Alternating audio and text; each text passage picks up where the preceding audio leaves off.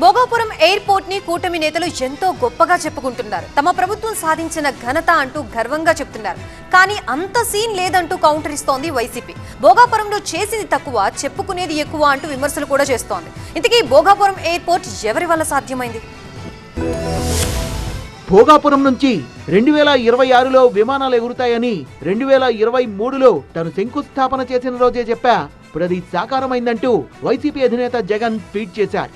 అంటే తాను సీఎంగా ఉన్నప్పుడు ఎయిర్పోర్ట్ కు శంకుస్థాపన చేయడమే కాకుండా కీలకమైన పనులన్నీ పూర్తి చేశామనేది ఆయన వ్యాఖ్యల సారాంశం. ఖచ్చితంగా ఎలాగైనా పూర్తి చేయాలా, ఇంటర్నేషనల్ మ్యాప్లో దీన్ని తీసుకురావాలనే తపంతో ఆయన ముఖ్యమంత్రిగా జగన్మోహన్ రెడ్డి గారు ఆ రోజు చేసిన ప్రకటన 75-80% పూర్తి చేశాక ఇప్పుడు చంద్రబాబు నాయుడు గారు వచ్చి 2 ఏళ్ళు తీసుకున్నారు. ఈయన సంవత్సరంలో చేసిండేది జగన్మోహన్ రెడ్డి గారు, ఆ మిగిలిన కొంచెం 2 ఏళ్ళు పట్టింది. చంద్రబాబు నాయుడు గారు 15,000 ఎకరాలు పెట్టుకుంటే దీని కింద లాగలిగేవాడేమో నానా రకాలు, దానికి డబ్బులు ఇచ్చేవాళ్ళు కాదు, అది గొడవలు కేసులు భయంకరంగా ఉండేది. ఎయిర్పోర్ట్ అయితే ఎప్పుడు వచ్చింది.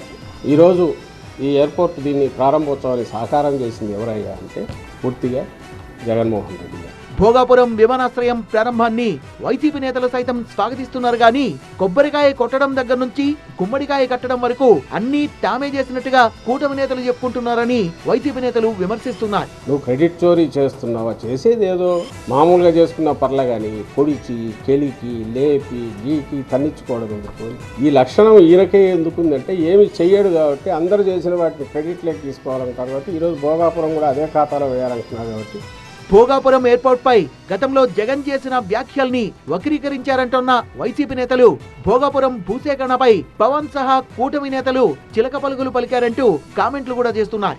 మీరు చేసే విష ప్రచారము అది ఏది జగన్మోహన్ రెడ్డి గారు ఎందుకంటారా? నాకు అర్థం కావట్లా. ఎర్రబస్సు రాలేదు కొన్ని నువ్వేమైనా చేసినవాడా? ఆ రోజు అక్కడ ఉన్నదానికి సంబంధించి ఎయిర్పోర్ట్కి సంబంధించి ఏమన్నా మీరు చేసినారా? లేదుగా. జరిగింది ఎవరి హయాంలో? జగన్మోహన్ రెడ్డి గారు.